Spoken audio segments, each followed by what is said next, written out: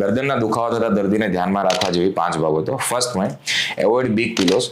મોટો તકિયો અથવા તો ગોળ તકિયો રાખીને સૂવાનું ટાળવું જોઈએ કે જેનાથી ગરદન ફ્લેક્સ થતી હોય છે અને ગરદનના સ્નાયુઓ પર સ્ટ્રેસ આવતો હોય છે.